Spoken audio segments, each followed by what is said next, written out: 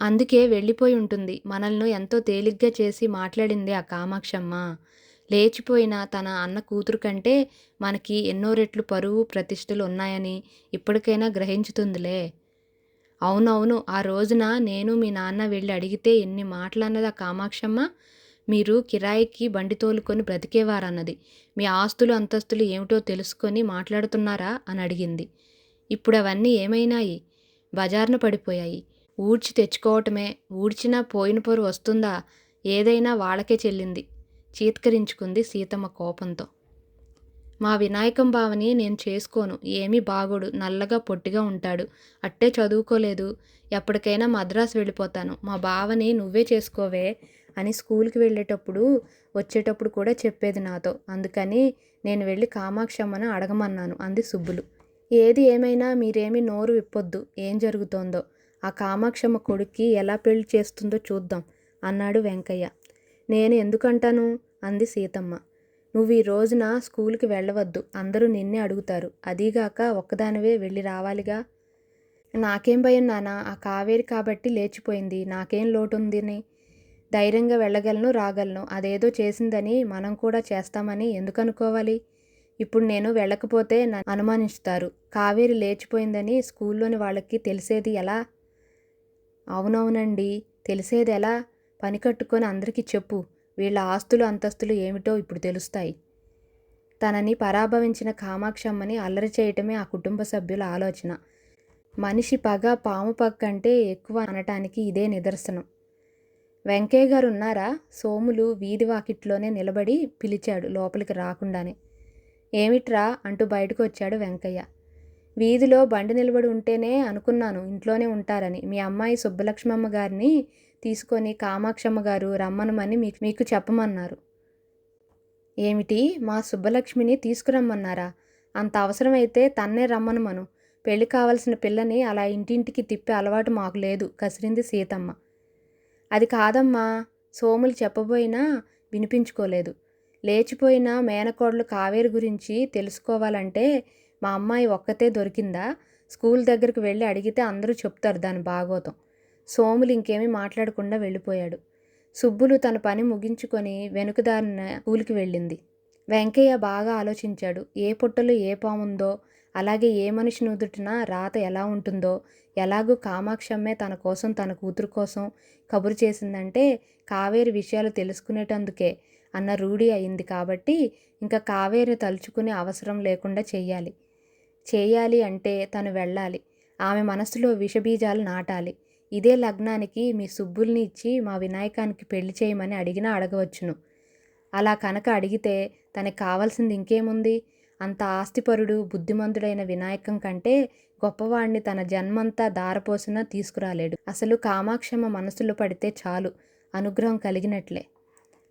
అలా కీడెంచి మేలు కూడా ఎంచిన వెంకయ్య ఎడ్లబండిని చావిడిలో విప్పి ఎడ్లను కట్టేసి మేత వేస్తూ కూడా అనుకున్నాడు తను వెళ్ళటం మంచిదా కాదా అని. మంచిదనే నిర్ణయానికి వచ్చి తలగుడ్డను తీసి దులిపి భుజాన వేసుకొని కామాక్షమ్మ ఇంటికి బయలుదేరాడు. ఎక్కడికి బయలుదేరావు వెంకయ్య? ఈ విషయం తెలిసిందా అని పరిచయస్తులు నిలబెట్టి అడిగారు. కామాక్షమ్మ గారు అర్జెంటుగా రమ్మనమని కబురు చేశారు. వారింటికి వెళదామని. ఏ విషయం గురించి అడుగుతున్నావు? ఏమీ తెలియనట్లుగా అడిగాడు. నీకు తెలియదా? ఆశ్చర్యంగా అవతలి వ్యక్తి అడిగాడు. తెలియదని చెబుతున్నానుగా. ఏమిటి సంగతి? పరందామే కూతురు కావేరి లేదు, ఎవరితోనూ లేచిపోయిందంట. అలాగా? నాకు ఈ విషయం తెలియనే లేదు. ఎవరితోనట లేచిపోయింది? ఎంతో ఆశ్చర్యంగానూ అప్పుడే తాను వింటున్నట్టు అడిగాడు వెంకయ్య. ఆ బడిలో ఏ పంతులతోనట. వాడేనట నాటకాల్లో వేషాలు వేయించటం, బల్లల మీదకి ఎక్కించి గంతులు వేయించేవాడట. పైగా ఇంకొకటి కూడా చేసింది. ఎంతో రహస్యం చెప్తున్నట్టుగా అటు ఇటు చూసి ఆగాడు. ఏం చేసింది? ఎంతో ఆసక్తిగా కావాలనే ప్రశ్నించాడు. కామాక్షమ్మ పెట్టిన వడ్డాణం, పెద్ద గొలుసు, గాజులతో సహా తీసుకుపోయిందట. అక్కడికి వెళ్ళినాక బ్రతకటానికి కావాలిగా. మంచి ప్లాన్ వేసిందిలే. గబగబా నడిచి కామాక్షమ్మ ఇల్లు చేరాడు వెంకయ్య.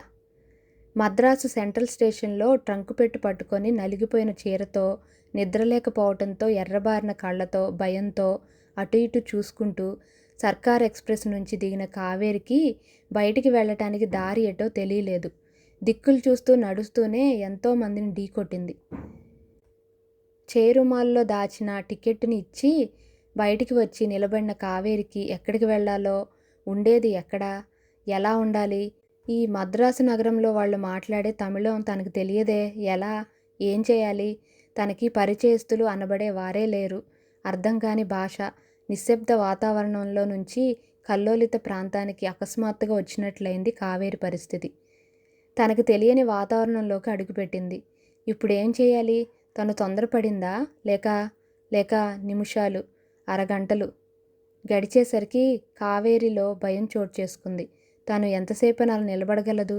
ఒకవేళ వినాయకం బావ వస్తే? అమ్మో, ఇంకేమైనా ఉన్నదా? మీరు ఎక్కడికి వెళ్ళాలి మేడం? అచ్చమైన తెలుగు మాట్లాడుతున్న కంఠం విని ఆ వైపుకు చూసింది. మీ వాళ్ళెవరు స్టేషన్కి రాలేదా? అతను చనువుగా దగ్గరకు వచ్చి అడిగాడు.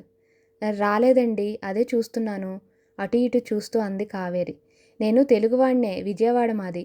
మద్రాసు వచ్చి 8 సంవత్సరాలైంది. ఇక్కడంతా నాకు తెలుసు. మీరు ఎక్కడికి వెళ్ళాలో చెప్తే నేను ట్యాక్సీలో మిమ్మల్ని తీసుకెళ్ళి మీ వాళ్ళకి అప్పగించి వస్తాను. వద్దులేండి, మీకెందుకు శ్రమ, నేను వెళ్ళగలను, తన కంగారుని అణుచుకొని మరీ అంది. వెళ్ళేవారైతే 2 గంటల నుంచి ఇక్కడే ఇలాగే నిలబడిపోరుగా. ఎంతమంది ట్యాక్సీ వాళ్ళలు మిమ్మల్ని అడిగారు, మీరెందుకు వెళ్ళలేదు? అతను అలా చనువుగా సూటిగా అడిగేసరికి కావేరి బిత్తరపోయింది. తను ట్రైన్ దిగి వచ్చినప్పటి నుంచి తను గమనిస్తున్నాడు కాబోలు. అందుకే అలా అడుగుతున్నాడు. ఇప్పుడు ఏమి చెప్పి తప్పించుకోవాలి? చెప్పినా అతను నమ్ముతాడా? అతని చూపుల్లోనే ఉంది ఎదుటివారి మనసులను చదివే శక్తి. మీరు మరోలా భావించకండి, నన్ను మీ ఆత్మీయుడిగా భావించండి. ఈ మహాపట్నంలో ఒంటరిగా మీరు ఎక్కడికని వెళతారు? ఏ రౌడీలో మిమ్మల్ని మీ వాలకాన్ని చూసి మాయం చేస్తారు. ఇంతసేపు ఇక్కడ మీరు నిలబడి బెదురుచూపులతో దిక్కులు చూస్తూ ఉంటే మీరేదో లేచి వచ్చిన బాపతులాగే పసిగట్టి పోలీసులు మిమ్మల్ని అరెస్ట్ చేసి స్టేషన్కి తీసుకెళ్ళి మీ నుంచి నిజం రాబట్టుకునే వరకు ఊరుకోరు. అవసరమైతే లాఠీలతో కొట్టైనా నిజం చెప్పించుతారు. మీ ఇబ్బంది ఏమిటో చెప్పండి, నేను మీకు ఏ సహాయమో చేయమంటే ఆ సహాయం చేస్తాను. అతనంత నమ్మకంగా అంటుంటే మెత్తబడింది కావేరి. నిజంగా పోలీసులు నిర్బంధించి అడిగితే తన గుట్టు కాస్త రట్టు అవుతుంది. మంచివాళ్లాగే ఉన్నాడు, ఇతనితో ఉంటే తన పని సులువవుతోంది. అన్నీ అంతా తెలుసంటున్నాడు కాబట్టి తనకి ఉపయోగపడగలడు. ఇంకా ఆలోచిస్తున్నారా? అరుగో పోలీసులు వస్తున్నారు, మనల్ని చూసి ఇటు రావచ్చును. మీరెవరు అని అడిగితే భార్యాభర్తలు అని చెప్పాల్సి వస్తుంది. అలా చెబితేనే మనల్ని వదిలిపెడతారు. లేదా నా దారిని నేను అవతలికి వెళ్ళిపోతాను అనుకోండి, మిమ్మల్ని మాత్రం వదిలిపెట్టరు. అసలు మీ వాలకం చూస్తే ఎవరైనా ఇట్టే గ్రహించి వేస్తారు. మీరు ఇంట్లో చెప్పకుండా వచ్చేసిన బాపతని, త్వరగా నిర్ణయం తీసుకోండి, నన్ను మీ ఆప్తుడిగా భావించండి. అతను అలా అనేసరికి ఇంకా లాభం లేదనుకుంది. ఎర్రటోపీల వాళ్ళు కారాకిళ్ళి నములుతూ ఒకే చోట నిలబడి అటు ఇటు పరీక్షగా చూస్తున్నారు. వాళ్ళని చూస్తుంటేనే కావేరికి భయం కలగసాగింది. ఇంకా ఆలస్యం దేనికి? ఇక్కడ మరో వ్యక్తి సహాయం లేనిదే మనుగడ సాగించడం కష్టమవుతుంది. అతన్ని చూస్తుంటేనూ ఆ మాటలను బట్టి అతను ఎంతో మంచివాడన్న సదభిప్రాయం కలిగింది. మీకు సినిమా నిర్మాతలు, నటీనటులు తెలుసా? ఎంతోమంది తెలుసు. నేను ప్రస్తుతం 4 సినిమాలకి అసిస్టెంట్ డైరెక్టర్గా పనిచేస్తున్నాను. మా ఆడవాళ్ళని ట్రైన్ ఎక్కించడానికి వచ్చాను. తిరిగి వస్తుంటే మీరు కనిపించారు. కావాలంటే మీకు సినిమా షూటింగ్లు అవి చూపించుతాను. మీకు సినిమాలంటే ఇష్టమా? చాలా ఇష్టం. మీ బంధువుల ఇంటి అడ్రస్ ఉంటే ఇవ్వండి, అక్కడికి మిమ్మల్ని చేర్చి మా పిక్చర్ షూటింగ్ ఉన్నప్పుడు వచ్చి తీసుకెళ్తాను. బంధువులు అనబడేవారు ఎవరూ లేరండి. నేను ఇక్కడికి ఒంటరిగానే వచ్చాను. సినిమా హీరోయిన్ కావాలని. అదంతా తర్వాత చెప్తాను. మనం ఎక్కడికైనా వెళ్ళి మాట్లాడుకుందాం అంది కావేరి. ఇలాంటి వాళ్లను ఎంతోమంది వారి వారి భావాలను బట్టి గ్రహించగల నేర్పు మాధవరావుకుంది. 2 వారాల నుంచి గిరాకీ లేక ఎంతో బాధపడుతున్నాడు. తెల్లవారుజామున బయలుదేరి సిటీ బస్సులను పట్టుకొని స్టేషన్కి చేరటం. ముఖ్యంగా సర్కార్ ఎక్స్ప్రెస్ కాకినాడ నుండి బయలుదేరుతుంది. ఎంతోమంది సినిమా హీరోయిన్లు అవ్వాలని కలలుగంటూ మద్రాసు బయలుదేరే వారి సంఖ్య అలాంటి బాపత వాళ్ళు ఎవరో ఇట్టే తెలుసుకోగల నేర్పు ఈ మాధవరావుకు ఉంది. ఇవాళ అసలు స్టేషన్కి రాకూడదనుకున్నాడు విసుగు చెంది. మరలా ఏమనుకున్నాడో వచ్చాడు. అలా రావటం తన అదృష్టంగా భావించుకున్నాడు. ఎంతో చాకచక్యంగా వారిని లోబరుచుకోవటం, వారి మనస్సులో తను ఎంతో మంచివాడుగా ముద్ర వేసుకోవటం, ఎంతో జాగ్రత్తగా ఉంటాడు. ఆ తర్వాత తన అసలు స్వరూపంతో విజృంభించుతాడు. అదొక వ్యాపారం భావించుకుంటున్నాడు. బూట్ల టకటకాలు వినవచ్చేసరికి చప్పున కావేరి అతని చాటుకు వచ్చి నిలబడింది. అది గ్రహించిన అతను నవ్వుతూ అటువైపుకి చూశాడు. పోలీసులు మెట్లెక్కుతూ కనిపించారు. పరిచయం లేకపోయినా 2 చేతులు జోడించి చిరునవ్వుతో నమస్కరించాడు. మాధవరావు వాలకం చూసి అతనెవరో పెద్ద మనిషి అన్నట్లుగా భావించుకొని వారి అలవాటు చొప్పున సెల్యూట్ చేశారు. అది చూసిన కావేరి ఆశ్చర్యపోయింది. పోలీసులే సెల్యూట్ చేశారంటే ఇతను చాలా గొప్పవాడై ఉంటాడు. అవును, సినిమాకి అసిస్టెంట్ డైరెక్టర్ అంటే పెద్ద హోదాయే మరి. తన అదృష్టం కొలది ఇలాంటి వ్యక్తితో పరిచయం అయింది మొదటిసారే. తనకి సినిమాలో హీరోయిన్గా ఎన్నో అవకాశాలు ఇప్పించగలడు. నీ పేరేమిటి? కావేరి. చాలా మంచి పేరు. ట్యాక్సీని పిలిచి కావేరి చేతిలోని ట్రంకు పెట్టెను తను తీసుకొని లోపల పెట్టి తను కూర్చొని కావేరి ఎక్కిన తర్వాత డోరు మూసి అన్నాడు, టీ నగర్లోని హోటల్ లంబాకి వెళ్ళని. మాధవరావు చెప్పగానే ట్యాక్సీని స్టార్ట్ చేసి బయలుదేరదీశాడు. ట్యాక్సీ హోటల్ లంబా మెయిన్ గేట్ నుంచి లోపలికి దూసుకొని వెళ్ళి ఎంట్రన్స్కి కొంచెం దూరంలో ఆగింది. డోర్ తీసుకొని కిందకి దిగి అటు ఇటు చూసుకుంటూ రిసెప్షన్ దగ్గరికి వెళ్ళాడు. డబుల్ రూమ్ కానీ సింగిల్ రూమ్ కానీ ఉంటే ఇవ్వండి అని అడిగాడు ఎంతో వినయంగా. రిసెప్షనిస్టు కనురెప్పలు ఎత్తి ఓ క్షణం మాధవరావు వైపు చూసి అంతలోనే తల వంచుకొని లెడ్జర్ కీ కౌంటర్లోని నెంబర్స్ చూసి తిరిగి లెడ్జర్ని మాధవరావు ముందుకు తోసి అంది, అక్కడ సంతకం పెట్టండి, అడ్వాన్స్ 100 రూపాయలు పే చేయండి అంది తన మృదుమధురమైన కంఠంతో. సంతకం చేసి 1 మినిట్ అంటూ తిరిగి ట్యాక్సీ దగ్గరికి వచ్చి లాల్చీ జేబులో చేయి పెట్టుకొని వెతుకుతున్నట్టుగా చేతివేళ్ళు ఆడించుతూ అడిగాడు, నీ దగ్గర 100 రూపాయలు చిల్లర ఉందా కావేరి? ఉంది, ఎంత కావాలి? చప్పున అడిగింది.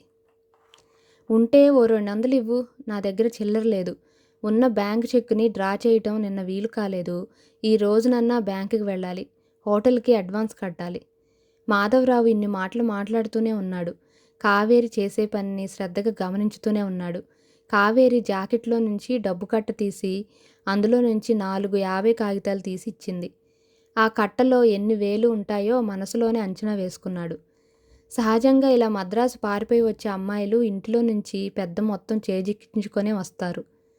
ఆ డబ్బుని దాచుకోవటం కూడా జాకెట్లోనే దాచుకుంటారు. ఇలా తన సర్వీసులో ఎంతోమందిని చూశాడు.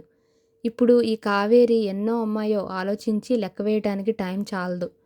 తీరికగా వేసుకోవచ్చునని ఆ డబ్బు తీసుకొని రిసెప్షన్ దగ్గరికి వెళ్ళి 100 రూపాయలు అడ్వాన్స్ కట్టి మిగతా 100 రూపాయలు తన జేబులో ఉంచుకున్నాడు. బెల్ నొక్కేసరికి వెయిటర్ వచ్చాడు. రూమ్ తాళం చెవిని వెయిటర్కిచ్చి అతనితో వెళ్ళమన్నట్లుగా సైగ చేసింది. అక్కడే నిలబడి ట్యాక్సీ వైపు చూపించాడు. వెయిటర్ వెళ్ళేసరికి డోరు తెరిచి నిలబడ్డాడు డ్రైవర్. మీకు రూమ్ ఇచ్చారు, సామాను ఉంటే ఇవ్వండి అని అడిగాడు. కావేరి దిగి సీటు వద్ద ఉన్న ట్రంకు పెట్టి చూపించింది. ట్యాక్సీ వాళ్ళని దగ్గరికి పిలిచి 50 రూపాయల నోటు ఇచ్చాడు. మీటర్ ఛార్జ్ తీసుకొని ట్యాక్సీ దగ్గరకు వెళ్ళిపోయాడు.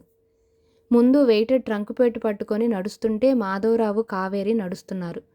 కాళ్ళ కింద తివాసి, రిసెప్షన్లో అందమైన అమ్మాయిలు, టెలిఫోన్ దగ్గర మరొక అమ్మాయి. ఫ్యామిలీ అని రాశారు. ఎలా ఉంటుందో చూద్దామని ఓరగా కనురెప్పలను అతి తక్కువగా ఎత్తి చూసింది లేడీ రిసెప్షనిస్టు. కట్టుబొట్టు చీర కట్టుడిని బట్టి పల్లెటూరి పిల్లలా కనిపించింది కానీ ఆమె కళ్ళకి కావేరి ఎంతో అందంగా కనపడింది. కృత్రిమంగా అలంకరణ లేకపోయినా సహజంగానే అందమైనదని చూడగానే ఎవరైనా అనుకున్నట్టుగానే రిసెప్షనిస్ట్ కూడా అనుకున్నది. ఫ్యామిలీ అని రాసినప్పుడు ఆ ఫ్యామిలీ నిజమైనదో కాదో వాళ్ళ నడవడికలోనే అర్థమవుతుంది. అలాంటి ట్రైనింగ్ పొందుతుంది రిసెప్షనిస్టులు. కావేరిని చూడగానే ఎలాంటి భావము కలగలేదు. వెయిటర్ ఓ రూమ్ ముందు నిలబడి చేతిలోని ట్రంకు పెట్టెను కింద పెట్టి రూమ్ తాళం తీసి తలుపులు తెరిచి లోపలికి వెళ్ళాడు. ఇంక వెళదామా? అంతవరకు కావేరితో పాటు తను ఆగిన మాధవరావు వెళ్ళేవాళ్ళు వచ్చేవాళ్ళు కూడా ఆగి మరీ కావేరిని చూసి వెళ్ళటం గమనించాడు. అందుకే అడిగాడు. కావేరి తల ఊపుతోనే అతని వెనకనే రూమ్లోకి ప్రవేశించింది.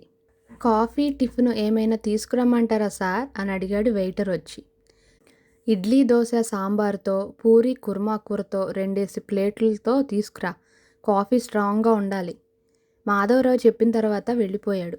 ముఖం కడుక్కొని రా, ఇది బాత్రూమ్, నీళ్లు ఇలా తిప్పుకోవాలి, ఇలా కట్టేయాలి, ఇది లావెటరీ. ఎలా కూర్చోవాలో తను కూర్చొని చూపించాడు. వేపపుల లేదు, ముఖం తోముకునేందుకు సబ్బు లేదు అంది.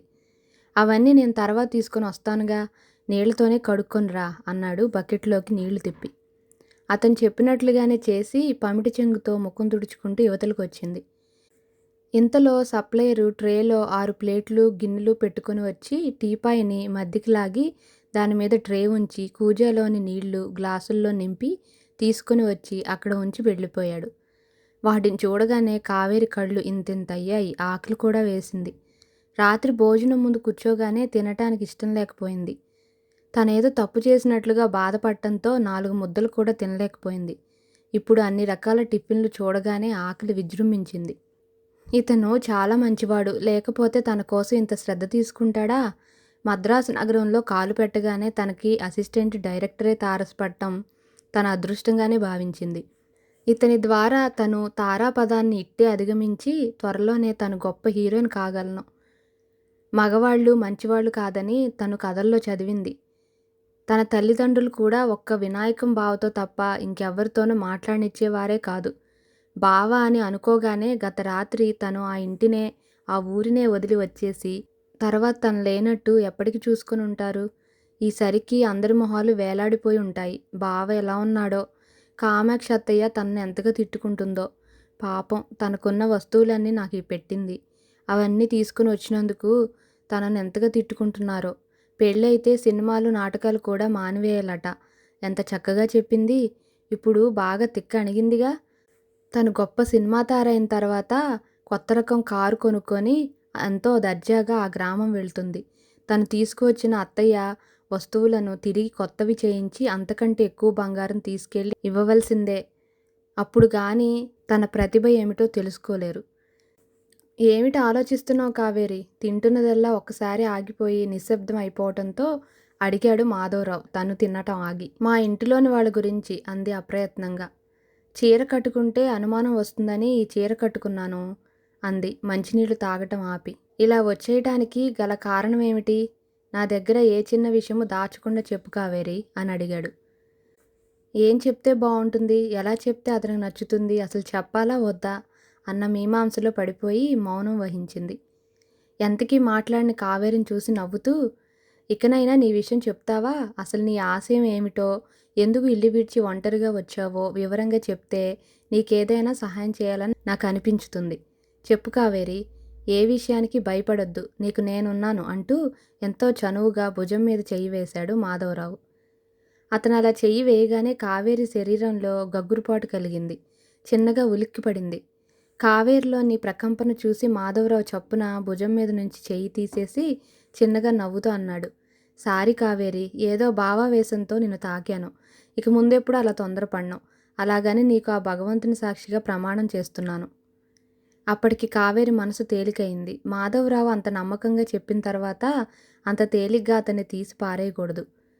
ఇతని అండతో తను పెద్ద హీరోయిన్ అవగల అవకాశాలు కూడా ఎక్కువే ఉన్నాయి. పైగా అతడు అసిస్టెంట్ డైరెక్టర్ కూడాను.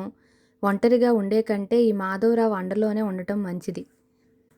ఇంక తను ఏ విషయమూ దాయకుండా చెప్పేస్తే తనకి సహాయకారి కాగలడని నమ్మింది. ఏ చిన్న విషయమూ దాయకుండా తన చిరకాల వాంఛ, తన ఆశయము, తన నటనానుభవం, తనకి పెళ్లి నిశ్చయం అవటం, పెళ్లి చేసుకుంటే తన ఆశలు అడియాసలు అవుతాయన్న ఉద్దేశంతోనే తను సాహసించి ఇలా వచ్చేయటం జరిగిందని చెప్పింది కావేరి. అంతా ఎంతో శ్రద్ధగా విన్న తర్వాత ఆలోచించి అన్నాడు. ఆలోచన చాలా మంచిదే. సినిమా హీరోయిన్ అవగల అందచందాలు నీలో ఉన్నాయి. పచ్చని శరీర ఛాయ, అన్నిటికంటే ముఖ్యమైనది నీ అందమైన పర్సనాలిటీ. నడుస్తుంటే పిరుదులను తాకే నీ వాలుజడ, ఏ నిర్మాత అయినా చూడగానే తన చిత్రంలో వెంటనే బుక్ చేసుకుంటాడు. ఇది మాత్రం గ్యారంటీ ఇవ్వగలను అంటూ కావేరి వైపుకి చూశాడు మాధవరావు. అతను అలా అనడం తన వైపుకే గుచ్చిగుచ్చి చూడటంతో కావేరికి సిగ్గు ముంచుకొచ్చింది. ఇలా సిగ్గుపడితే లాభం లేదు. అందరితో క్లోజ్గా ఉండాలి, నాకెంతో తెలుసు అన్నట్లుగా ఉండాలి. నమస్కారం పెట్టిన వారికి నమస్కారం పెట్టాలి, షేక్ హ్యాండ్ ఇచ్చేవారికి వద్దనకూడదు. నువ్వెంతో ధనవంతురాలివి, అంటే జమీందారీ ఇంటి పిల్లవు. సినిమా కళ మీద వ్యామోహంతో చదువుకి స్వస్తి చెప్పి ఈ ఫీల్డ్లోకి వచ్చానని ఎవరైనా అడిగినప్పుడు చెప్పాలి. నాకు తెలిసిన కొంతమంది ప్రొడ్యూసర్స్ ఉన్నారు. వారి దగ్గరకు తీసుకెళ్ళి నిన్ను పరిచయం చేస్తాను. సినిమా షూటింగులు చూపిస్తాను. వారెలా నటించుతున్నారో చూడు. కెమెరా ముందుకు రాగానే ఏమాత్రం సిగ్గుపడకూడదు. అంటే అర్థం కాక అడిగింది. స్క్రీన్ టెస్ట్ అని సుదీర్ఘమైన డైలాగ్ ఇచ్చి డైరెక్టర్ సహాయం లేకుండానే నటించి చూపించమంటారు. నిర్మాత, డైరెక్టర్ కూడా. కెమెరా మూవ్ అవుతూ ఉంటుంది. నన్ను సినిమా తీస్తున్నారు అని భయపడకూడదు. ఇంతకీ నువ్వేం చదివావు? 10th చదువుతున్నాను. కొద్దో గొప్పో ఇంగ్లీష్ వస్తుంది కదా. పర్వాలేదు ప్రస్తుతానికి. ఇంకా ఇంప్రూవ్ చేసుకోవటం ఎంతైనా అవసరం. Anglo Indian ట్యూటర్ని నియమించుతాను. 3 నెలలు గడిచేసరికి చక్కటి ఇంగ్లీష్ మాట్లాడగలవు. ఏ నిర్మాత అయినా ఏం చదివావు అని అడిగితే బిఏ అని చెప్పవచ్చును. ఎక్కడ చదివావు అని అడిగితే సందేహ నివృత్తి కోసం అడిగింది కావేరి. అవన్నీ అడిగే తీరిక వాళ్ళకెక్కడుంటుంది? నువ్వు బిఏ అనగానే కంగు తింటారు. అంత చదివిన వాళ్ళు ఈ సినీ ఫీల్డ్లో చాలా అరుదు. నిజమేనంటారా? అపనమ్మకంగా అడిగింది కావేరి తినడం మానివేసి. అబద్ధం చెప్పవలసిన అవసరం నాకేమిటి కావేరి? కొన్ని సినీ వారపత్రికలు నా రూమ్లో ఉన్నాయి. అందులో ఇవాల్టి తారల గురించి ఎంత గొప్పగా రాశారో. అవి కూడా ఆ విలేకరికి డబ్బు ఇచ్చి రాయించుకున్నవే. అలాగని ఎంతమందికి తెలుసు? నేను ఈ ఫీల్డ్లో ఉంటున్నవాడిని కాబట్టి నిజానిజాలు నాకు తెలుసు. అంతెందుకు, శాంతిశ్రీ అనే నటీమణి వేషాల కోసం తిరిగి తిరిగి సంవత్సరానికి ఆమె వేసుకున్న చెప్పులే కాక అరికాళ్ళు కూడా అరిగిపోయాయి. కాఫీ నీళ్ళకు కూడా మొహం వాచిపోయింది. తను ఎవరికీ లొంగకుండా ఎంతో నీతిగా ఉండాలని ప్రయత్నించింది. కానీ లాభం లేకపోయింది. అసలు కారణం ఏమిటనో గానీ సంవత్సరం తిరిగేసరికి 15 రోజుల్లో హీరోయిన్గా బుక్ అయిపోయింది. 5 సినిమాలు ఒక వారం తర్వాత ఒక వారంలో శాంతిశ్రీ నటించిన సినిమాలు విడుదల కావటం, అవి బాక్సాఫీసును బద్దలు చేయటంతో శాంతిశ్రీ మరో 20 పిక్చర్లో బుక్ అయింది. అందులో 8 హిందీ, కన్నడ, మలయాళం మరో 8. మిగతా 4 తెలుగు పిక్చర్సు. ఇంతకీ ఆ శాంతిశ్రీని అంతదాని చేసింది ఎవరనుకుంటున్నావు? ఎవరండి ఆ మహానుభావుడు? నిజంగా ఆ శాంతిశ్రీ ఎంత అదృష్టవంతురాలండి. ఉదయమే లేవగానే ఆ ఫోటోకి నమస్కరించుకుంటూ ఉండవచ్చును అంది కావేరి ఉత్సాహంగా. తను కూడా శాంతిశ్రీ అంత హీరోయిన్ అయిపోతే రోజు కాక గంట గంటకి మాధవరావునికి నమస్కరించుకుంటూ ఉంటుంది. ఏమిటి ఆలోచిస్తున్నావు? అడిగాడు కావేరిని చూస్తూ. అదే ఆ శాంతిశ్రీ ఎంత అదృష్టవంతురాలో అని. ఓ అదా! నేను చెప్పినట్లు వింటే నువ్వు శాంతిశ్రీ కంటే కూడా గొప్ప నటివైపోతావు. 50 సినిమాల్లో ఒకేసారి నటించగలిగే ఏర్పాటు చేస్తాను. అంటే? నిర్మాతలకి, డైరెక్టర్లకి అనుకూలంగా నడవటం, వాళ్ళు చెప్పిన విధంగా యాక్ట్ చేయటం, తమతో రమ్మన్న చోటికి వెళ్ళి వాళ్ళిచ్చే ట్రైనింగ్తోనే నువ్వు గొప్ప నటీమణివి కాగలవు. శాంతిశ్రీ ఉంటే నిన్ను పరిచయం చేసేవాణ్ణి. వారం రోజుల క్రితమే బొంబాయి వెళ్ళింది. ఇంకా 2 నెలలకు కానీ రాదు. కాల్ షీట్స్ ఇచ్చింది. నిన్ను కూడా శాంతిశ్రీ అంతటి నటీమణిని చేస్తాను. ఆవేశంతో అంటున్న మాధవరావు వైపుకి ఆశ్చర్యంగా చూసింది. చూడు కావేరి, ఒంటరిగా ఉన్నావని నిన్ను ఆదుకోవటం మినహా నిన్ను మోసం చేయాలన్న బుద్ధి నాలో లేదు. నీ కృతజ్ఞతలే నాకు కావాలి అంతే. అలాగే మాధవరావు గారు, మిమ్మల్ని మనస్ఫూర్తిగా నమ్ముతాను. మీరేం చెబితే అదే చేస్తాను. నేను కథానాయిక అవటమే నాకు కావాల్సింది. నేను నటించిన సినిమాలు వజ్రోత్సవాలు చేసుకోవాలి. నేను ఇంపాలా కారులో మా గ్రామం వెళ్ళి నా తల్లిదండ్రులను, వినాయకం బావని చూడాలి. నువ్వేమీ హీరోయిన్వి కాలేవు అని నాతో చదువుకునే సుబ్బులు నన్ను ఎంతో హేళన చేసేది. నేను పెద్ద హీరోయిన్ని అయిపోయాను అని గర్వంగా దాని ముందు నిలబడాలి. నాకెప్పుడూ సినిమా పాటల పుస్తకాలు, వాల్ పోస్టర్లు తెచ్చిచ్చే నాగుల్ని మద్రాసు తీసుకుని వచ్చి తన అభిమాన నటీనటులందరి ఇళ్లకి తీసుకువెళ్ళి వారిని పరిచయం చేయాలి. వారితో ఫోటోలు తీయించాలి.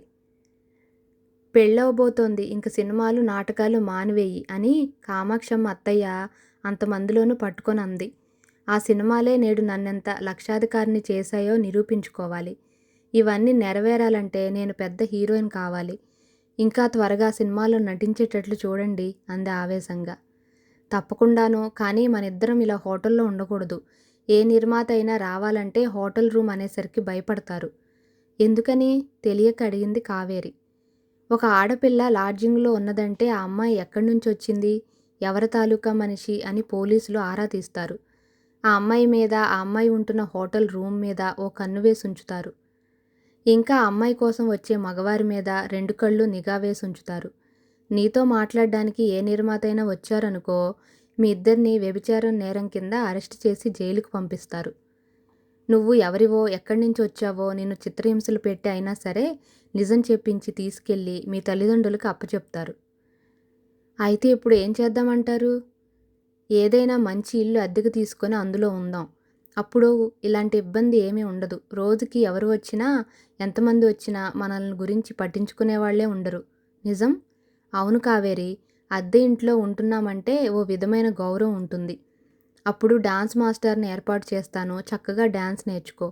సినిమాల్లో హీరోయిన్ కావాలనుకునే వాళ్ళకి డాన్స్ వచ్చి ఉండాలి. ముఖ్యమైన అర్హతగా డాన్స్ని పరిగణించుతారు నిర్మాతలు, డైరెక్టరు. ఇంకొకటి, నీ ఉచ్చారణ శుద్ధ పల్లెటూరి వాళ్ళు మాట్లాడుతున్నట్టుంది. ఆ ధోరణి మానిపించాలంటే ఆంగ్లో ఇండియన్ ట్యూటర్ని నియమించి ఇంగ్లీషు, తమిళ, మలయాళ భాషలు నేర్పిస్తాను. ఎంత ఖర్చు అయినా వెనకాడను. మలయాళం నేర్చుకోవటంలో ఒక ప్రాముఖ్యత ఉంది ఈ సినీ ఫీల్డ్లో. తెలుగులో హీరోయిన్గా చలామణి కాని వాళ్ళందరూ మలయాళ పిక్చర్స్లో హీరోయిన్స్గా అయి తమ సహజ నటనా చాతుర్యంతో ప్రసిద్ధ నటీమణులందరూ 1-2 సినిమాల్లో నటించి ఆడియన్స్ మెప్పు పొందడమే కాక సహజ నటి అని, ఊర్వశి అని ప్రఖ్యాత బిరుదులను పొందారు. ఒకవేళ తెలుగులో రాణించలేదనుకో, మలయాళ సినిమాల్లో రాణించగలవు. అందువలన ఆ భాష వస్తే ఎంతో మంచిది. అవకాశాలు నిన్ను వెతుక్కుంటూ వస్తాయి. 4 భాషలు తెలిసిన నటీమణ్ణి అని అన్ని పత్రికలు రాస్తాయి. శాంతిశ్రీ కంటే కూడా అనతి కాలంలో నేను గొప్ప నటీమణ్ణి చేస్తాను.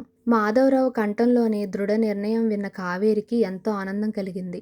ఒంటరిగా వచ్చినందుకు మంచి తోడు, సంపూర్ణ సహకారం లభించినందుకు ఎంతో ఆనందించింది. తన ధ్యేయం నెరవేరబోతుందని, త్వరలో తను గొప్ప హీరోయిన్ అవగలదని కలలు కనసాగింది. చీరలు మంచి ఉన్నాయా అని అడిగాడు మాధవరావు కొన్ని క్షణాల నిశ్శబ్దం తరువాత. లగ్నాలు పెట్టుకున్న రోజున మా నాన్న కొన్న పట్టుచీర, మా అత్తయ్య పెట్టిన పట్టుచీర, పెళ్ళికని కొన్ని చీరలు అన్నీ తీసుకొచ్చేసాను ఎంతో ఉత్సాహంగా చెప్పింది. ఏవి చూపించు. కావేరి చెయ్యి కడుక్కొని వెళ్ళి ట్రంకు పెట్టి మూత తీసి ఒక్కొక్క చీర తీసి చూపించుతోంది మాధవరావుకి. చీరలు చూడాలన్న ఉద్దేశం కాదు అతనికి. ఆ చీరల అడుగున ఎన్ని నోట్ల కట్టలు, ఎంత బంగారం దాచి తెచ్చిందని చూసేందుకు. ఆ తెచ్చిన వాటితో తను ఎంతవరకు అంచనా వేసుకోవచ్చునో అని చీరల వంకతో పెట్టి తెరిపించాడు. చీరలు తీస్తుంటే వాటి మధ్య దాచిన బంగారపు గాజుల్ని, పెద్ద గొలుసుని, డబ్బుని చాకచక్యంగా కింద వరుసకి చేర్చిన తర్వాత తీసి చూపించుతుంది. కావేరి పెట్టె వైపుకి తిరిగినప్పుడు మెడని సారించి పెట్టె లోపలికి చూడసాగాడు మాధవరావు. కావేరి ఎంత మెళకువగా ఉన్నా బంగారపు వస్తువులు కిందికి చేర్చేటప్పుడు అయిన శబ్దాన్ని దాచలేకపోయింది మాధవరావు నుంచి. ఎంతో కష్టం మీద కావేరి దగ్గర ఉన్న డబ్బుని సుమారుగా ఓ 50,000 ఉంటుందన్న నిర్ధారణకు వచ్చి ఎంతో ఆనందించాడు. చాలా కాలం తర్వాత తనకి లభించిన ఈ అవకాశం సద్వినియోగం చేసుకోవాలి. చేజారితే ఇంక రాదు. ఇది పల్లెటూరు బయట కాబట్టి తను చెప్పిందే వేదమని నమ్ముతుంది అనుకొని ఎంతో సంతృప్తి చెందాడు. అంతలోనే అయిష్టంగా ముఖం పెట్టి అన్నాడు, ఇలాంటి చీరలు మీ పల్లెటూరి వాళ్లకు గొప్పగా వచ్చును, కానీ ఇక్కడ వీటి విలువ చాలా తక్కువ. సినిమాల్లో పని మనుషులుగా వేషాలు వేసేవారు కడతారు. నీ స్టేటస్కి ఇవి పనికిరావు. సాయంత్రం పాండీ బజారుకి వెళ్ళి వెరైటీ చీరలు, ఖరీదు గల పట్టు చీరలు కొందాం. నువ్వెంత అల్ట్రా మోడర్న్గా ఉంటే అంత త్వరగా నిర్మాతల దృష్టిలో పడగలవు. అలాగా అన్నట్టు మాధవరావు వైపు చూసింది. తిరిగి పెట్టెలోనే తీసిన చీరలను సర్దేసింది. తాళం కూడా వేసేసింది. ఆ తాళం చెవిని జేబు రుమాలకి కట్టుకొని ఆ జేబు రుమాలని చుట్టగా చుట్టి జాకెట్ లోపలికి దూర్చేసింది. అంతా క్రీగంట పరిశీలిస్తున్న మాధవరావు మనసులోనే అనుకున్నాడు, ఇది గట్టిపిండమే, నెమ్మదిగా ముగ్గులోకి దింపాలి. నువ్వు స్నానం చేసి మంచి చీర కట్టుకొని ఉండు. ఆకలి వేస్తే భోజనం చెయ్యి. నేను అలా మా ఆఫీస్కి వెళ్ళి ఏ టైంకి వస్తానో నా కోసం ఎదురు చూడవద్దు. లోపల గడియ వేసుకుని పడుకో అన్నాడు కుర్చీలోంచి లేస్తూ. ఒక్కదాన్నే ఉండటం నాకు భయం అంది. నేను వచ్చేస్తానుగా. అక్కడి నుంచి ఇక్కడికి అంత ధైర్యంతో వచ్చి నీకు భయమా అంటూ నవ్వాడు. అది కాదండి, నాకు ఇక్కడ అంతా కొత్త కదా, అందుకే ఒంటరిగా ఉండాలంటే ఎలా? అలవాటు చేసుకోవాలి. వస్తాను అంటూ లేచాడు. అతడిని తలుపు వరకు సాగనంపి బయటికి వెళ్ళిన తర్వాత తలుపులు గడియ వేసి మంచం మీద వాలిపోయింది. ఆ మంచం మీద పరుపు మెత్తగా ఉండటంతో అది వింతగా ఉంది కావేరికి. కడుపు నిండా తిండి తినటం వలన రాత్రి నిద్రలేకపోవడంతో ఫ్యాన్ గాలికి వెంటనే నిద్ర పట్టేసింది. అలా ఎంతసేపు నిద్రపోయిందో కావేరికి తెలీదు. తలుపు మీద చేత్తో తట్టినట్లుంటే మెలకువ వచ్చింది. మాధవరావు వచ్చి ఉంటాడేమోనని అంత బద్ధకాన్ని ఆవలికి నెట్టి ఆవలించుతూనే వచ్చి తలుపు తెరిచింది. ఉదయం టిఫిన్ కాఫీలు తెచ్చిన సర్వరు. భోజనం తెమ్మంటారా అని అడిగాడు. కావాలంటే నేనే అడుగుతానుగా, మంచి నిద్రపాడు చేసావు, పో అవతలకి అంటూ అతని ముఖం మీదనే తలుపులు మూసుకొని వచ్చి తిరిగి మంచం ఎక్కింది కావేరి. తీరా వచ్చి పడుకున్న తర్వాత ఆ హోటల్ సర్వర్ తనని భోజనం సంగతి ఎందుకు అడిగాడు అన్న ఆలోచన కలిగింది కావేరికి. ఇది భోజనం చేసే వేళేనా, లేక తను ఒంటరిగా ఉన్నానని చూసి కావాలని తనతో మాట్లాడటానికి వచ్చాడేమో. పనిగట్టుకొని అడక్కపోయినా భోజనం సంగతి ఎందుకు అడిగాడు? మాధవరావు వెళ్ళటం చూసి వచ్చాడు. ఇలా తన ఇష్టం వచ్చినట్లుగా ఆలోచించుకుంటోంది. ఎలా ఆలోచించినా, ఎంత ఆలోచించినా కావేరికి అర్థమైన భాష అదే. త్వరగా మాధవరావు వచ్చేస్తే బాగుండును అని అనుకున్నది కావేరి. మరో అరగంట అలాగే ఆలోచనలతో గడిపింది. మరలా తలుపు తట్టిన చప్పుడు. మాధవరావు వచ్చాడేమోనని త్వరగా వెళ్ళి తలుపు తెరిచిన కావేరికి నిరాశ ఎదురైంది. ఈసారి తలుపు తట్టింది మరో సర్వర్. అతన్ని చూడగానే కోపం వచ్చింది. మీకు భోజనం తీసుకురమ్మంటారా? ఆ మాటతో అగ్గి మీద గుగ్గులం అయిపోయింది కావేరి. భోజనం భోజనం, నాకు ఆకలి వేస్తే నేను అడగనా? వెళ్ళండి అవతలికి అంటూ భళ్ళున తలుపులు మూసి వచ్చి మంచం మీద వాలిపోయింది. ఇంకా కోపం తగ్గలేదు కావేరికి. అదే కారణం. మాధవరావు వెళ్ళటం చూశారు. భోజనం నెపంతో ఇలా వచ్చి తనను వేధిస్తున్నారని, ఇక్కడ ఒంటరిగా ఉంటే ఇలాగే అడపాతడపా వచ్చి తలుపులు తట్టి పిలుస్తారని, ఇక్కడ ఉండకుండా ఇంకెక్కడికైనా మంచి హోటల్లో ఉండాలని అనుకుంది. మాధవరావు తనకన్నీ చెప్పాడు. ఇక్కడ ఒంటరి ఆడపిల్ల కనిపిస్తే ఎలా వల్లో వేసుకోవాలో కూడా చూస్తారని చెప్పింది నిజమే. తను ఆలస్యంగా వస్తానని చెప్పాడు. తన కోసం ఎదురు చూడకుండా భోజనం చేసి పడుకోమని మరీ మరీ చెప్పాడు. భోజనం తీసుకురమ్మంటారా అని అడగడానికి వచ్చిన వారిని తరిమి కొట్టింది. తనెందుకు అలా చేసిందో అర్థం కాలేదు. మాధవరావు ఎంత త్వరగా వస్తే అంత బాగుండును అని అనుకోసాగింది. అలా ఆలోచించుతూనే తిరిగి నిద్రలోకి జారిపోయింది కావేరి. తిరిగి మెలకువ వచ్చేసరికి గదిలో చీకట్లు ఆవరించాయి. ఇదేమిటి అని అనుకుంది.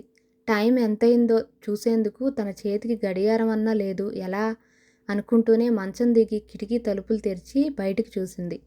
బజారు లైట్లన్నీ వెలుగుతున్నాయి. షాపులు తెరిచి ఉన్నాయి. జనం అటు ఇటు హడావిడిగా తిరుగుతున్నారు. అంటే ఇప్పుడు రాత్రి అయిందన్నమాట. తను ఎంతగా నిద్రపోయింది. తను మధ్యాహ్నం భోజనం చేయలేదన్నది అప్పుడు గుర్తుకొచ్చింది. భోజనం కావాలని ఎవరిని అడగాలో అర్థం కాలేదు. మాధవరావు ఇంకా రానందుకు భయపడింది. తన్ను తీసుకొచ్చి ఈ గదిలో ఉంచి వెళ్ళిపోయాడు. తను ఇంతవరకు పత్తాలేడు. తను ఏమైపోతాడనుకున్నాడు? తను కనిపించకపోతే తన తిప్పలేవో తను పడేది. ఇప్పుడు చూడు ఏమైందో అనుకుంది కోపంగా. తలుపు మీద టకటకా కొట్టిన చప్పుడు వినిపించింది కావేరికి. తీయాలా వద్దా అని ఆలోచించసాగింది. మరలా హోటల్ సర్వర్స్ అయి ఉంటారు, తీయకూడదు అని తీర్మానించుకుంది. ఈసారి ఇంకా బలవంతంగా కొడుతున్న చప్పుడవటంతో ఒకవేళ మాధవరావేమో ఈ వేళ అయినా రాకుండా ఎలా ఉంటాడు, అందుకే అంత గట్టిగా కొడుతున్నాడు అని అనుకొని గబగబా వచ్చి తలుపులు తెరిచింది కావేరి. తను ఊహించినట్టు మాధవరావు కాదు, ఎవరో. తనసలు చూడనే లేదు అతన్ని. తెల్లని సిల్కు లాల్చి అదే లుంగీ కట్టుకొని, నుదుట 3 చార్ల విభూతి పెట్టుకొని, చెవులకి బంగారు కుండలాలు పెట్టుకొని, తీక్షణమైన చూపులతో తన్నే చూస్తున్న ఆ 40 సంవత్సరాల వ్యక్తిని చూసేసరికి నోటమాట రాలేదు కావేరికి. ఎవరమ్మా నువ్వు? ఆ వ్యక్తి తీక్షణంగా కావేరిని చూస్తూనే మృదువుగా అడిగాడు. నేను కావేరినండి. అతని వెనక నిలబడిన సర్వర్ని చూస్తూ జవాబిచ్చింది. ఎందుకొచ్చావు? ఎక్కడి నుంచి వచ్చావు? నువ్వు ఒక్కదానివేనా? నీ భర్త కూడా వచ్చాడా? వచ్చారండి తడుముకోకుండా జవాబు చెప్పింది. ఏడతను? గది లోపలికి చూస్తూ అడిగాడు. పని ఉండి బయటికి వెళ్ళారు. అతన్ని భర్తేనా లేక? కావేరినే పరిశీలనగా చూస్తూ అడిగాడు అతను. ఇంతకీ మీరెవరు? మాధవరావు చెప్పిన మాటలు గుర్తుకు తెచ్చుకుంటూ కావాలనే కోపం ప్రదర్శించింది. నేను ఈ హోటల్కి మేనేజర్ని. ఉదయం నుంచి తలుపులు తెరవలేదని మా సర్వర్ చేసిన ఫిర్యాదుని పురస్కరించుకొని వచ్చాను. అప్పటికే పక్క రూముల్లోని వాళ్ళు ఈ వింత చూస్తూ నిలబడిపోయారు. వెళ్ళేవాళ్ళు, వచ్చేవాళ్ళు, మేనేజరు ఒక అమ్మాయితో ఘర్షణ పడటం ఏమిటని చూస్తూ వెళుతున్నారు. ఇలా అందరూ తన్నే వింతగా చూస్తూ ఉండటంతో కావేరికి భయం కలిగింది. ఆ భయంతో తడబాటు కూడా వచ్చేసింది. తనను ఎవరైనా గుర్తుపట్టే వాళ్ళుంటే ప్రమాదంగా భావించింది. ఆ సంభాషణను ఎలా తప్పించాలా అని ఆలోచిస్తోంది. ఇప్పుడు చెప్పు అన్నాడు మేనేజరు. వారు వచ్చిన తర్వాత మాట్లాడతారులేండి, ఇంక మీరు వెళ్ళి రావచ్చును అంది తెచ్చిపెట్టుకున్న కోపంతో.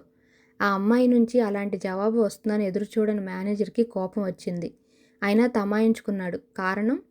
ఆ అమ్మాయి న్యూసెన్స్ కంప్లైంట్ పోలీసులకు ఇచ్చిందంటే తన హోటల్కే పెద్ద ప్రమాదం. అందువలన తగ్గి అన్నాడు. నీ భర్త రాగానే కౌంటర్ దగ్గరికి రమ్మనమని చెప్పు, అతనితో మాట్లాడాలి అంటూ సర్వర్స్తో కలిసి వెళ్ళిపోయాడు. అమ్మయ్య అనుకుంటూ గుండెల మీద చేతులుంచుకోబోయి ఆగిపోయి తలుపులు మూసి వచ్చి కుర్చీలో కూలబడిపోయింది కావేరి. ఒంటరిగా ఆడపిల్ల ఉంటే ఇన్ని సమస్యలు, ఇంకెన్నో ప్రశ్నలు ఎదురవుతాయని మాధవరావు చెప్పినప్పుడు తను అంత స్పష్టంగా వినలేదు. కావాలని అతిశయోక్తులు చెప్తున్నాడేమోనని భావించింది.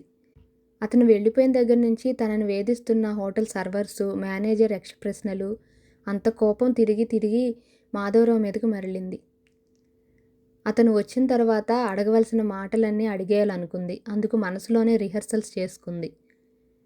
మరలా ఎవరైనా వచ్చి తలుపు తట్టుతారేమో, అలా తట్టితే గట్టిగా చివాట్లు వేయాలి. లేకపోతే ఈ రూమ్ ఖాళీ చేసి మరొక హోటల్కి వెళ్ళాలి. ఈ బాధ భరించలేదు తను. ఇంతలో ఇంటి వద్ద తనని గురించి ఏమనుకుంటున్నారో, ఎక్కడెక్కడ వెతుకుతున్నారో, అసలు వెతికించే ప్రయత్నం చేస్తున్నారో లేదో, ఎవరు ఎలా బాధపడినా వినాయకం బావ మాత్రం తీవ్రంగా బాధపడతాడు. తనకసలే అభిమానం. పెళ్ళి 3 రోజులు ఉందనగా కాబోయే భార్య లేచి వెళ్ళిపోయిందని తన స్నేహితులు ఎంత హేళన చేస్తున్నారో. అసలు బయటికి వచ్చి ఉంటాడా ఈ రోజున? ఆలోచిస్తున్న కావేరికి తలుపు చప్పుడైంది. తన రూమ్ తలుపేనా లేక ఇంకేదైనా చప్పుడా అని నిదానించి విన్నది. తలుపు చప్పుడు కావేరి ఆలస్యం చేసిన కొలది ఎక్కువవుతోంది. భయంతోనే వెళ్ళి నెమ్మదిగా తలుపు తీసింది. ఎదురుగా మాధవరావు. వడిలిన ముఖంతోనూ ఎందుకో అలసిపోయినట్లున్న వాలకంతో కావేరిని తప్పించుకొని లోపలికొచ్చి చేతిలోని జిప్ బ్యాగ్ని టేబుల్ మీద పడవేసి కూజాలోని నీళ్లు గ్లాసులోకి వంచి గడగడా తాగేశాడు మరుక్షణంలోనే. తలుపులు మూసి మాధవరావుని చూస్తూ నిలబడిపోయింది. అలా అతన్ని చూస్తుంటే కోపం, దుఃఖం పెలుబికాయి. ఏమంటే ఏం బాధపడతాడో, అదీగాక పరిచయం అయ్యి 12 గంటలు కూడా కాలేదు. తనను అపార్థం చేసుకుంటాడేమో. జిప్ బ్యాగ్ తెరిచి అందులో నుంచి చిన్న వెల్వెట్ బాక్స్ తీసి కావేరి కోసం చూస్తే తలుపులు మూసి అక్కడే నిలబడి ఉండటం చూశాడు. అదేమిటి అక్కడ నిలబడిపోయావు? నేను ఆలస్యంగా వచ్చాను, కోపం వచ్చిందా అని అడిగాడు సౌమ్యంగా. అతను అలా అడుగుతుంటే దుఃఖం పెలుబుకి వచ్చింది కావేరికి. అమాంతంగా వచ్చి మాధవరావుని చుట్టేసింది ఏడుస్తూ. మీరు లేకుండా నన్ను ఇక్కడ ఒక్క క్షణం కూడా ఉంచవద్దు. ఇంకేదైనా హోటల్కి వెళ్దాం. మీరు లేకుండా చూసి సర్వర్సు, హోటల్ మేనేజర్ అందరూ నన్ను ప్రశ్నలతో వేధించటం, భోజనం కావాలా అని మాటిమాటికి వచ్చి తలుపులు కొట్టి అడగటం, నువ్వెవరు, ఎక్కడి నుంచి వచ్చావు, నీ భర్తేనా అతను అని ప్రశ్నించటం. అమ్మో, నేను ఇక్కడ ఇంకొక క్షణం ఉండను. ఒంటరిగా ఉండాలంటే ఎంత భయంగానో ఉంది. నువ్వు భయపడతావని, ఒక్కదానివే ఉండలేవని నాకు తెలుసు. ఎంత త్వరగా వద్దామన్నా పనుల వలన తెమల్లేదు. బయటికి వెళ్ళానంటే ఒకరా ఇద్దరా, ఎంతోమంది సినీ ఫీల్డ్లో తెలిసిన వాళ్ళు ఉన్నారుగా. ఎంత తప్పించుకొని వెళ్ళిపోవాలన్నా మరొక అతను ఎదురవుతాడు.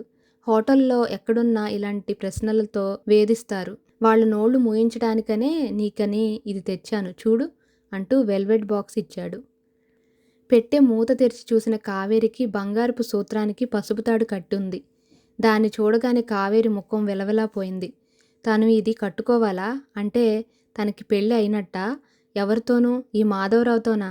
చచ్చా, ముక్కు మొహం తెలియని వాడికి తను భార్య. అంతలో వినాయకరావు గుర్తుకొచ్చాడు. బావంటే తనకిష్టమే, కానీ ఇంకో 3 రోజుల్లో తన మెడలో 3 ముళ్ళు వేసే బావని వదులుకొని మద్రాసు వచ్చేసింది. సినిమాలో కథానాయిక వేషాలు వేసి లక్షలు సంపాదించాలని.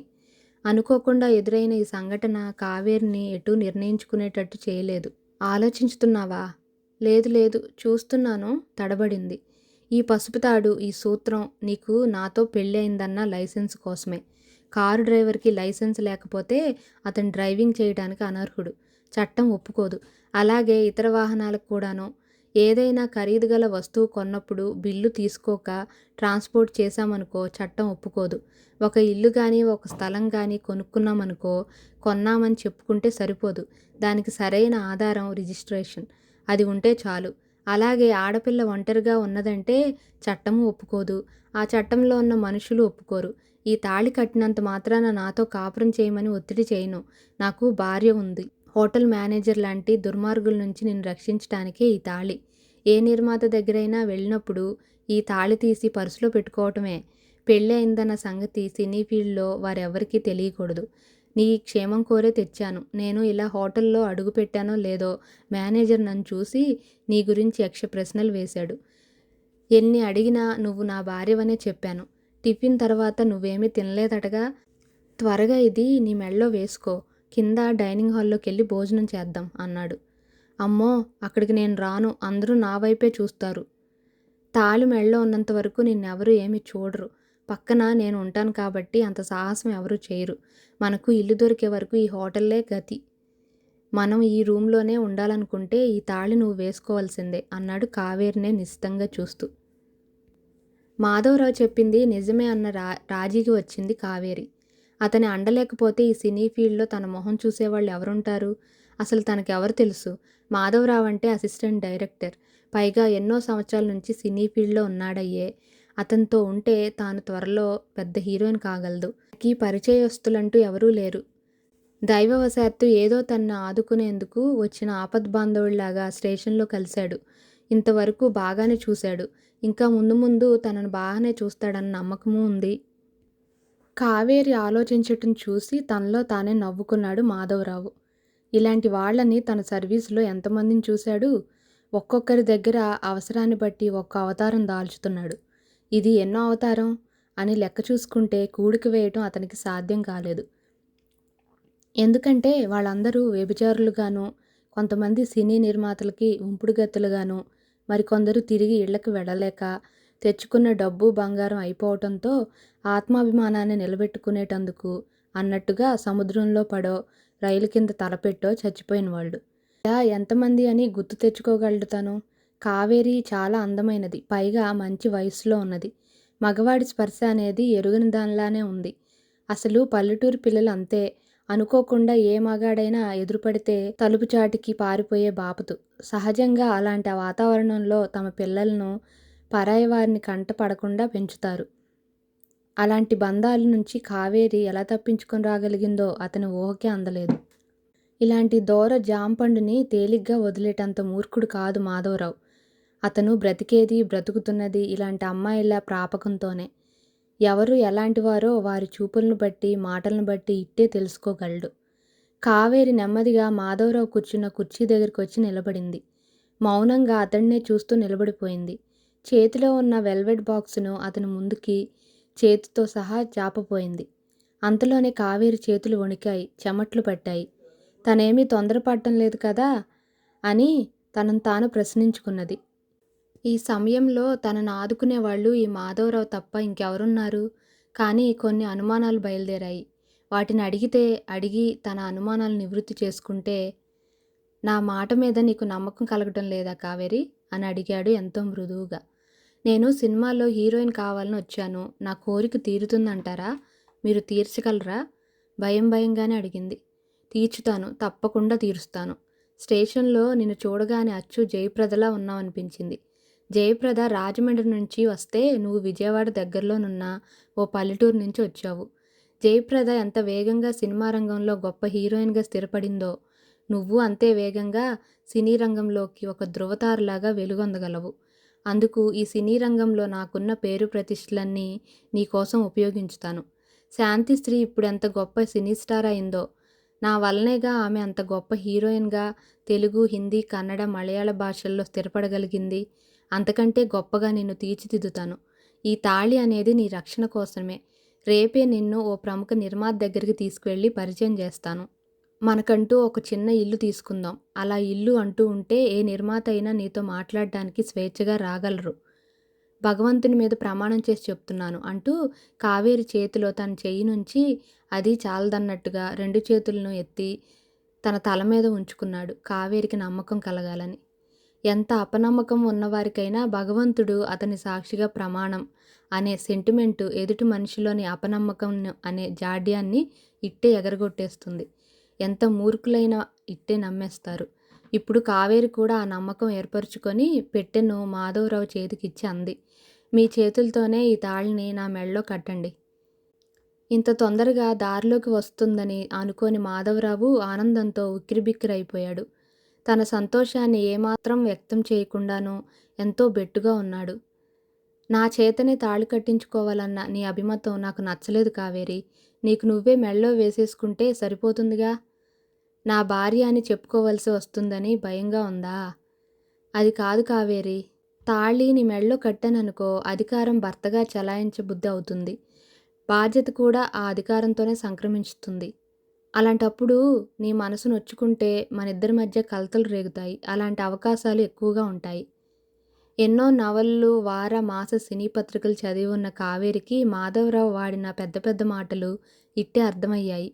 ఓ ఓ సినిమాలో ప్రియుడు, ప్రియురాలు సంభాషించుకునే తీరుగా ఉన్నాయి. ఎంతో ఆనందం కూడా కలిగింది. ఆలస్యం చేయకూడదు అన్నట్లుగా తాళి తీసి గబగబా కావేరి మెడలో వేసి, శాస్త్ర ప్రకారం అన్నట్లుగా 3 ముళ్ళు వేసి కావేరిని దగ్గరికి తీసుకుపోయి దూరంగా జరిగాడు.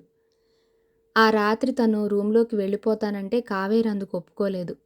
తనకి భయం, ఒంటరిగా ఉండలేను అంది. ఒక్క మంచం ఇద్దరం ఎలా కావాలని అడిగాడు. ఇలా అంది మెడలోని తాళిని తీసి చూపించుతూ. మాధవరావు హాయిగా తియ్యగా నవ్వుతూ కావేరిని దగ్గరికి తీసుకొని బుగ్గ మీద చిటికి వేస్తూ అన్నాడు. నువ్వు చాలా తెలివైన దానివి. ఇతరుల మనస్సులో చొరబడకుండానే వారి మనసును అర్థం చేసుకోగల శక్తి నీకే ఉంది. ఇంతటి సూక్ష్మ దృష్టి ఉండడం కాబోయే హీరోయిన్కి ఎంతో అవసరం. అలాగా అంటూ నవ్వింది కావేరి ఇంకా అతన్ని గట్టిగా హత్తుకుంటూ. ఆమెకి అవసరమే మాధవరావుతో. అతను బయటికి వెళితే తిరిగి తన దగ్గరకు రావటానికి మరో రోజు ఏ వేళ అవుతుందో. తను చాకచక్యం, అందచందాలతో తన దగ్గరే కట్టిపడవేసుకోగలిగితేనే తన పని సులువవుతుంది అని గడుసుగానే ఆలోచించుకొని ఈ నిర్ణయానికి వచ్చింది. అతడిని తన జీవితంలోకి మనస్ఫూర్తిగానే ఆహ్వానించింది. ఇప్పుడు ఈ అవసరం తీరితే తను హీరోయిన్గా నిలదొక్కుకుంటే ఈ మాధవరావుని వదిలించుకోవటం ఏమంత కష్టం కాదని కూడా అనుకుంది. వెంకయ్య కోసం కబురు చేసిన కామాక్షమ్మకి తీరా అతను వచ్చిన తర్వాత ఏం మాట్లాడాలో అర్థం కాలేదు. అదీగాక సుబ్బుల్ని ఒక్కదాన్నే రమ్మంటం బాగోదని ఆ ఇద్దరినీ రమ్మనమని కబురు చేసింది. కానీ కూతురిని తీసుకురావటం తప్పనుకొని తను ఒక్కడే వచ్చాడు. సుబ్బులు కనుక వస్తే విషయాలన్నీ అడిగి తెలుసుకునేది. వెంకయ్య వచ్చాడని సోములు లోపలికి వెళ్ళి కామాక్షమ్మకి చెప్పాడు. ఏం మాట్లాడుతుంది కామాక్షమ్మ అయినా? పిలిచింది తను కాబట్టి వచ్చిన మనిషితో మాట్లాడకుండా పంపిస్తే మర్యాద కాదని తనున్న చోటికే తీసుకురమ్మని సోములకి చెప్పింది. మరో 5 నిమిషాల్లో వెంకయ్య ఆ గదిలోకి వచ్చి కామాక్షమ్మ కూర్చోమని కుర్చీ చూపించిన తర్వాత గాని కూర్చోలేదు. లోగడ తనకి తన భార్యకి జరిగిన అగౌరవాన్ని ఇంకా మర్చిపోలేదు. అందుకే నిలబడ్డాడు. అది చూసిన కామాక్షమ్మ కూర్చోమంది. సుబ్బుల్ని కూడా తీసుకురమ్మన్నానుగా అన్నయ్య అంది. స్కూల్కి వెళ్ళిపోయింది, ఉంటే తీసుకురాను అన్నట్లు కామాక్షమ్మక్క, నేనేదైనా అంటే నీ కోపం వస్తుంది కానీ కోపం తెచ్చుకోనంటే ఒక్క మాట అడగాలనుంది అన్నాడు అటు ఇటు చూసి ఎవరూ లేరనుకొని. ఏమిటని అడగలేకపోయింది. గతంలో తామిద్దరి మధ్య జరిగిన సంభాషణను వెలికితీసి తనను దెప్పిపడవడు కదా, అనగలడు కూడాను. ఎందుకంటే తను పిలిచి తెప్పించిందిగా. ఏమిటి వెంకయ్య నెమ్మదిగా అడిగింది. అసలు నువ్వేం తప్పు చేశావని ఇలా 4 గోళ్ల మధ్య ఏదో తప్పు చేసిన దానిలో కూర్చోవటం, నీ ప్రమేయం ఏముందని అంతలా బాధపడటం అని అడిగాడు. అక్కడికి కామాక్షమ్మ మీద తనకెంతో ప్రేమ ఉందన్నట్లుగా. సుబ్బులు కూడా వస్తుందేమో, అసలు విషయం ఏమిటో తెలుసుకోవాలనిపించింది. అసలు విషయం దాటవేస్తూ అంది కామాక్షమ్మ. కావేరికి సినిమా పిచ్చి ఉందని అందరికీ తెలిసిన విషయమేగా, ఇంకా నా సుబ్బుల్ని అడిగేదేమిటి? అసలు ఇక్కడ వాళ్ళు చూసేటందుకన్నట్లుగా మా ఇంటికి వచ్చి సుబ్బుల్ని వెంట పెట్టుకెళ్ళేది. కాలువగట్టుకు వెళ్ళేసరికి ఏదో ఒక చిన్న విషయం మీద మా సుబ్బులతో తగువ పెట్టుకొని తను ముందు వెళ్ళిపోయేదట. స్కూలు జరిగిన తర్వాత ఎప్పటికో గాని స్కూలుకు వచ్చేది కాదట. అంటే ఎక్కడెక్కడో తిరిగి తిరిగి వచ్చేదన్నమాట. నువ్విలా దిగులు పడటం నాకేం నచ్చలేదక్క. ఆడపిల్ల తల్లి తండ్రి పడే బాధ మేనకోళ్ళ గురించి నువ్వు పడతావేమిటి? ఇదేమీ బాగోలేదక్క. పెళ్ళి 4 రోజులుందనగా వెళ్ళిపోయింది. మధ్యలోనే వెంకయ్య అందుకొని అన్నాడు. పోతే పోయింది, జ్యేష్ఠ పినుగు. ఇంకా నయం, ముందే పోయింది. పెళ్ళైన తర్వాత లేచిపోలేదు. అది ఇంకా పరువు తక్కువ అయ్యేది. అన్నట్టు నువ్వు పెట్టిన 40 కాసులు బంగారంతో సహా లేచిపోయిందటగా. వెధవ బంగారమేగా పోయింది, నీ పరువేం పోలేదు. అది అదృష్టం. ఇంతకంటే ఎక్కువే ఉంది బంగారం నీ దగ్గర. మగవాడు వినాయకుడికి నువ్వు అంటే పిల్లనిచ్చేవాళ్ళు 1,000,000 మంది ఉన్నారు. నువ్వేమీ బెంగపడకు. ఆ లేచిపోయిన దాన్ని భ్రష్టురాలుగా భావించి మనసుకి సంతోషం తెచ్చుకో అక్క. వెంకయ్య మాట పూర్తి అయిందో లేదో అంతవరకు ఓపిగ్గా విన్న వినాయకం ఇంకా ఆ అవమానకరమైన మాటలు వినలేక విసురుగా అక్కడికొచ్చాడు. అసలే పుట్టెడు బాధలో ఉన్నాడు. పరామర్శకు వచ్చేవాళ్ళు శూలాల్లాంటి మాటలు అంటుంటే విని భరించగల శక్తి ఆ తల్లి కొడుకు లేకపోయాయి. వయస్సులోనూ అనుభవంలోనూ కామాక్షమ్మ పెద్దది కాబట్టి పరిస్థితులను బట్టి నిదానించగలుగుతోంది. అంత నిదానించగల శక్తి, వయస్సు వినాయకానికి లేవు. మావయ్య, ముందు ఆ కుర్చీలో నుంచి లే అన్నాడు తీక్షణంగా, కోపంగాను అరుస్తూ. వెలవెలబోతున్న ముఖంతో కుర్చీలో నుంచి లేచాడు వెంకయ్య. కామాక్షమ్మ కొడుకుని వారించాలనుకున్నది గాని నోరు విప్పలేకపోయింది. లేచిపోయింది లేచిపోయింది అని 10 సార్లు నొక్కించి అనక్కర్లేదు. మా బాధలేవో మేం పడతాము. నీ ఓదార్పులు మాకేమీ అవసరం లేదు. వచ్చిన దారినే వెళ్ళు వాకిలి వైపుకి చూపించుతూ కోపంగా అన్నాడు. నన్ను రమ్మనమని పిలిపించి చేసే మర్యాద ఇదేనా అక్కయ్య? అసలు నేనేమి తప్పు మాట్లాడానని అల్లుడికి అంత కోపం రావటం? అక్కయ్యవు గనుక మంచి మనసుతో అప్పుడప్పుడు ఆదుకునేదానివి కనుక నా పరంగా అన్నాను. ఇందులో తప్పేమైనా ఉందా? వినాయకం, మామయ్య నీకంటే పెద్దవాడు. అలా తోలనాడవచ్చినా నువ్వు లోపలికి వెళ్ళు అంది కామాక్షమ్మ. పెద్దవాడే కాదన్ను. ఇలా మాటలు మాట్లాడితే నేను ఊరుకోను. మర్యాదగా వెళ్ళమనమ్మా.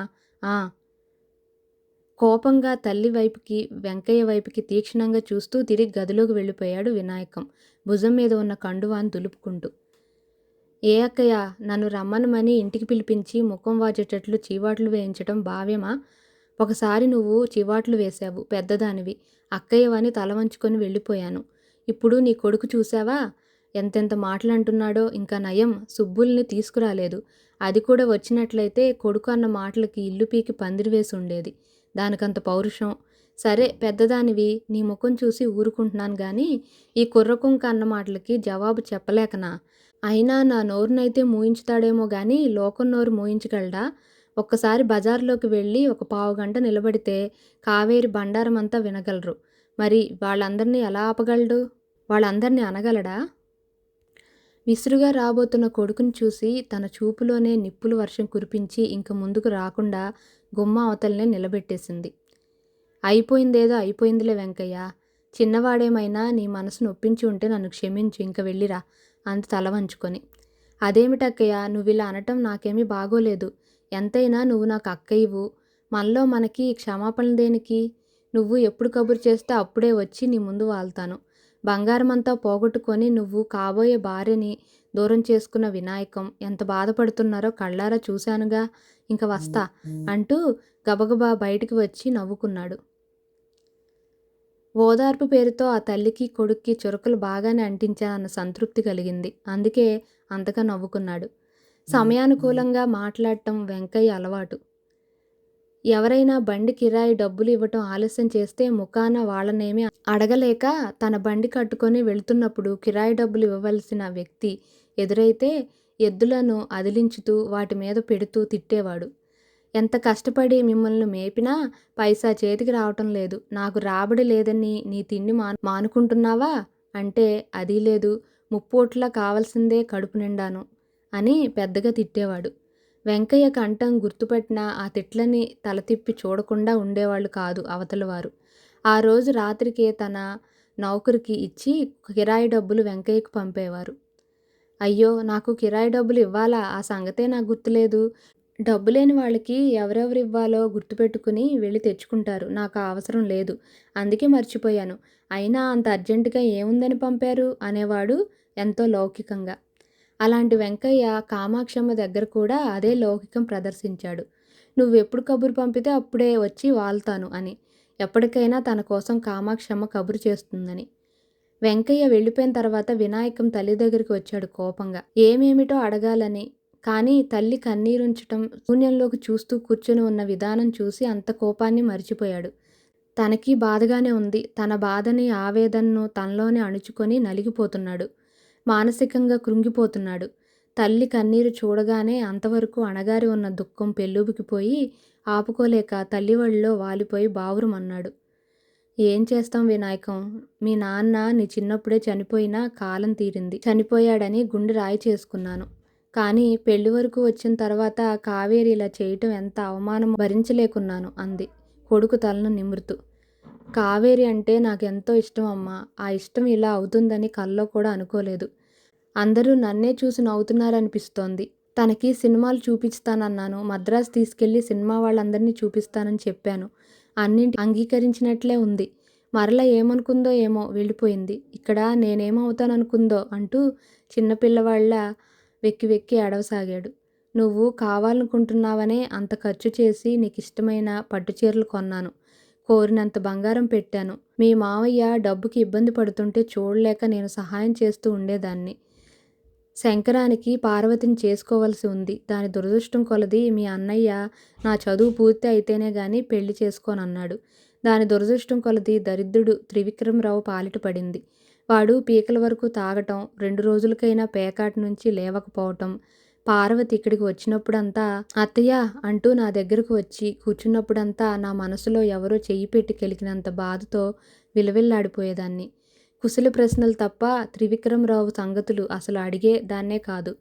నాకిష్టం లేకపోయినా కావేరిని నా కోడలుగా చేసుకుంటే మా అన్నయ్య వదినలకి కొంతైనా మనశ్శాంతి ఉంటుందని ఆశపడ్డాను. కానీ అది కూడా మనలందరినీ మోసం చేసి పారిపోయిందంటే అంతకంటే ఘోరమైన అవమానం మనకింకోటి లేదు. బంగారం పోతే పోయింది, ఇంటి పరువు కూడా పోయిందన్నదే నా బాధ. నీకంటే ఎక్కువగా నేను బాధపడుతున్నానమ్మా. ఒంటరిగా ఆడపిల్ల మద్రాసు లాంటి మహాపట్నంలో ఎలా బ్రతకగలదో నాకు అర్థం కావటం లేదు. దాని చావు అదేదో చస్తుంది. ఇంకా ఆ కావేరి గురించి ఆలోచించకు వినాయకం. మనకి కాని వస్తువు మీద మమకారం పెంచుకోవటం ఇంకా మనల్ని మనమే మానసికంగా కృంగతీసుకున్నట్లవుతుంది. శంకరం ఈరోజో రేపో వస్తాడు. వచ్చిన తర్వాత ఏం చేయాలన్నది ఆలోచించుకొని నిర్ణయించుకుందాం. కావేరి కంటే అందమైన దాన్ని గాలించి అయినా సరే తెచ్చి నీకు పెళ్లి చేస్తాను. నువ్వు దిగులు మానుకో అంది తల నిమురుతూ. తల్లి చెప్పింది నిజమే అని అనుకున్నాడు. కావేరిని తను మర్చిపోవటం తప్ప మరో దారి లేదు. పిచ్చిపిల్ల ఒంటరిగా వెళ్ళి అక్కడ ఎన్ని బాధలు పడుతుందో, ఏం చేస్తుందో. అలా వెళ్ళిపోయే ముందు తనైనా గుర్తుకు రాలేదు కాబోలు. సినిమాలంటే పుస్తకాలంటే ఇష్టం లేని వాళ్ళు ఎవరుంటారు? అందరూ ఇలాగే మద్రాసు పారిపోతారా? కావేరి అమాయకురాలు కాబట్టే అలా వెళ్ళిపోయింది. చిన్నప్పటి నుంచి ప్రేమించిన కావేరిని ఎలా మర్చిపోవటం? అది తనకి సాధ్యం అవుతుందా? వినాయకం అంత దుఃఖంలోనూ కావేరి ఏం బాధలు పడుతుందోనన్న ఆలోచనలే. ఇక నేను ఈ ఎత్తుబూట్ల మీద నడవలేను అంటూ రోడ్డు మీదకి వచ్చిన తర్వాత నిలబడిపోయింది కావేరి. అవి లేకపోతే నువ్వు వేసుకున్న పంజాబీ డ్రెస్కే అందం లేదు. ఏ నిర్మాత కళల్లోనూ పడలేవు అన్నాడు మాధవరావు. ఇంకా ఎంతమందిని కలవాలి? అసహాయంగా అడిగింది. నువ్వు పెద్ద హీరోయిన్గా ఈ సినీ ఫీల్డ్లో నిలబడేటంత వరకు కష్టపడాలి. రేపు షూటింగ్లు అవి చూడాలి. నీకంత కష్టంగా ఉంటే నిర్మాతల్ని నీ దగ్గరకు రమ్మనమని చెప్తానులే. వస్తారా? ఆశగా అడిగింది. నువ్వు రమ్మంటేను. అలా అయితే మరీ సుఖం కదూ? అంతా సుఖమే. కానీ వారు చెప్పినట్టు యాక్ట్ చేయాలి. రమ్మన్న చోటికి వెళ్ళాలి. ప్రముఖ తారలు నటించేటప్పుడు చూడాలి. డైరెక్టరు వారికి ఎలాంటి సూచనలు ఇస్తున్నాడో, వారు ఎలా గమనించుతున్నారో అర్థం చేసుకోవాలి. అలాగే. ఇప్పుడు ఇంకెక్కడికెళ్ళాలి? ఖేలాయుధం అని ఓ నిర్మాత ఉన్నారు. ఆయనకి స్టూడియో కూడా ఉంది. ఆయన తీసిన 12 సినిమాలు సూపర్ హిట్ అయ్యాయి. 13వ సినిమా కొత్త తారలతో తీయాలని ఆలోచిస్తున్నట్లు తెలిసింది. ఆయన కలిస్తే నీ పని పూర్తయినట్లే.